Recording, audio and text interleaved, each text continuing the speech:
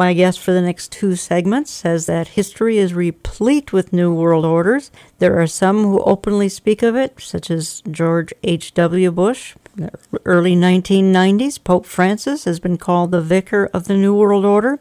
George Soros is a promoter of it. The bottom line, it is a one-world government, and we read about that in Revelation 13. Eric Barger, who is my co-host today, made me aware of a book recently that I've read, I have in front of me, and it's titled America in the New World Order by Pastor Tom Hughes, pastor of 412 Church in San Jacinto, California. We'll give contact information a little bit later. And Eric, first of all, thank you for making me aware of this book. I have read it cover to cover.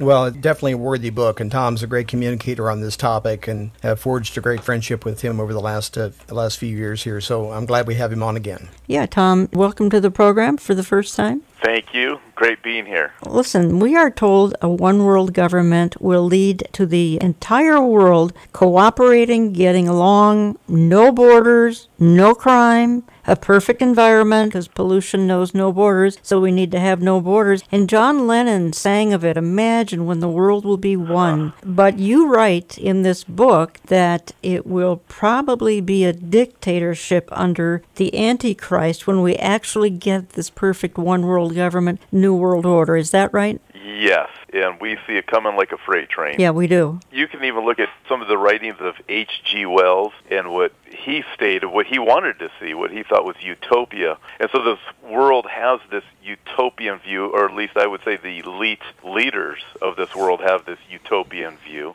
And the people are being misled, like lemmings. And I'm watching what's happening. We know what the Bible says. I believe the Bible is true. And because of that, it's very easy to identify what exactly is happening and which direction this whole thing is going to go. Well, I mean, you talk about sort of a dictatorship-like form of government, and yet, for instance, I have a quote here by Henry Kissinger, who is kind of a part of this. I'm going to use the word conspiracy, but believe me, I use it cautiously. But Kissinger said the New World Order cannot happen without U.S. participation. Then he says there will be a New World Order, and it will force the U.S. to change its perceptions. And then he goes on to talk about sort of a utopian future. World wars will be over with, etc. But I don't think, gentlemen, that any society governed by the Antichrist is going to be very utopian. Yeah, I look at that, Jan, and I think, okay, on the one hand, Kissinger is right, America will be part of it, but we're going to see America change. I believe America is going to be subordinated to this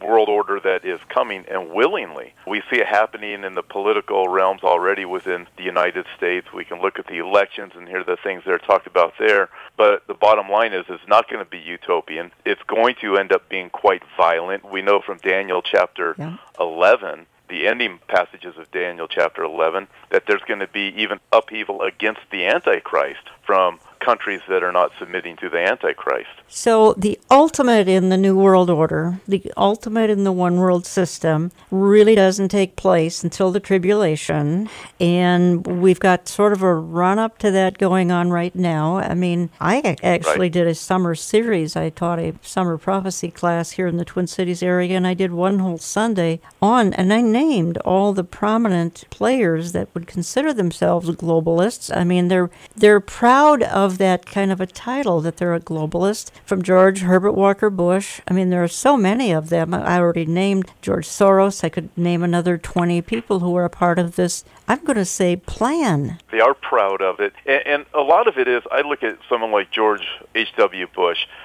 It doesn't necessarily mean that all of these people that are wanting this New World Order are thinking they're part of a satanic plan. Right. But we know how things are going to come about, and this is part of the satanic plan. I don't like to use the word conspiracy that much either, but I recognize there is a spiritual conspiracy.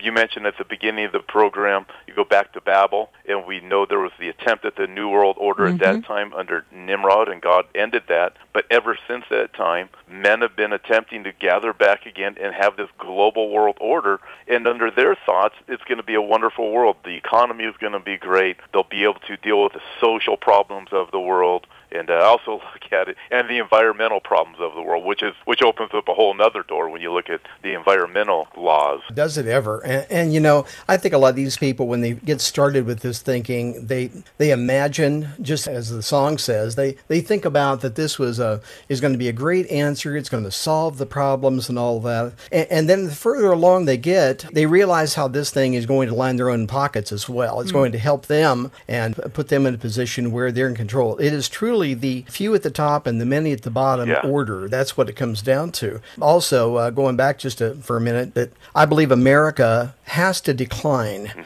for this to happen as well. And of course, we see this going on. We see moral decline going on. We wonder how long will God allow us to go on like we are without allowing judgment to come our way. So there's all kinds of things in play all at one time that are building toward this one theme. And Pastor Tom Hughes, and that's who I'm talking to for these next two segments, pastor of 412 Church in San Jacinto, California. Eric said something I kind of want to build on a little bit, and he says America has to decline. And you're a prophecy teacher, and those of us who are studying this on a daily basis, we simply do not see America in Bible prophecy. And isn't it obvious why? It certainly is. What's interesting, Jan, I was asked that question by somebody I met yesterday, and they had brought up the question of the book, and they said, what do you see happening with America? America is going to decline. We will be subordinate. We see the laws that are taking place right now. I look at our elections. We have one of the people running for office is wanting to,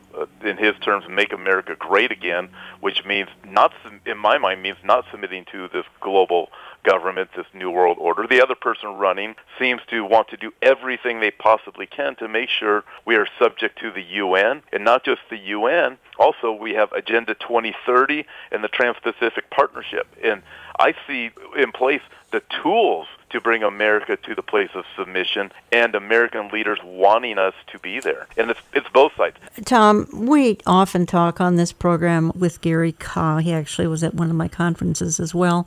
And I want to play just a quick soundbite. It's just over a minute. And it's Gary.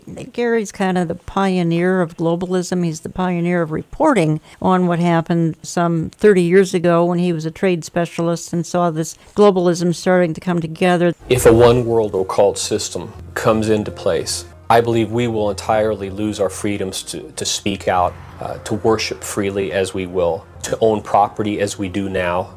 I believe much of the world's property will be seized by the coming global government in the name of protecting the environment. Our healthcare system, if someone controls our healthcare, to a large extent they can control us. They can determine whether you live or die. Not only is it a tyrannical form of government, but it's built around the assumption that this is all for the greater good of the greater number. So the people at the bottom who are being told what to do are educated or propagandized or whatever you want to call it to believe that after all this is in their own best interest. A world government could actually dictate to a farmer what he has to grow, or maybe to get off of his land entirely and move somewhere else in order to save the environment. Maybe his piece of land will be designated special environmental property under the United Nations. That has already happened with some of our national parks, and I've seen a map that shows that ultimately as much as a third of the United States could be declared as one world property where people wouldn't have any access to it at all. Eric, I heard Gary introduce that bite as the coming one world occult system.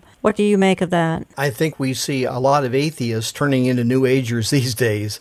I believe it's built in us in our human experience that we need a spiritual experience, we need a spiritual connection. If these folks find out in droves, as they are right now, that the occult does lend power even though it's limited, they think they're in control of it as well. I believe this fits perfectly the mindset of those who are into globalism. I thank God, by the way, for anybody that speaks out against globalism. Has been mentioned that one of the candidates is doing, Donald Trump is doing that. He's speaking out against it. I also believe that literally it makes him a marked man in their eyes, that they don't want anything to do with what he's up to. Tom, what is your take on that, please? Well, I think what Eric said was very insightful. This battle is spiritual, so when you look at it, it is a global movement that's coming, and on the side of comments that Gary Carr made, how prophetic are those things, especially when you look now and you see the Trans-Pacific Partnership, which is part of the attempt to determine the laws on health care and women's reproductive rights and gay rights and on down the list, including where a person can work and can't live, taking away the farmer's land. And back to the occult part and what you've just said, Eric, I look at this, and here's the reality of it. I believe that the global elite realize when you have groups like ISIS and others out there that are fundamentalists in what they believe, that there's a religious aspect of this. And in order to really control the people, you're going to have to give them a religious tool, a religious system that is going to cause people to be able to say, yeah, I can submit to that and I can go along with that, or I can, in the case of the Antichrist, I can use that religious system to be able to gain the power that I want. And that also religious system in what's coming with Agenda 2030 and TPP, it is the environment is going to become the God and the social gospel. And we can see all of this, and isn't that what Satan wants too, Yes. is worship the creation and not the creator, and bringing about the social gospel, eliminate the need to worship Christ, to worship the true God, and lift up the good works that a person does. Well, that's what Judas did in John chapter 12.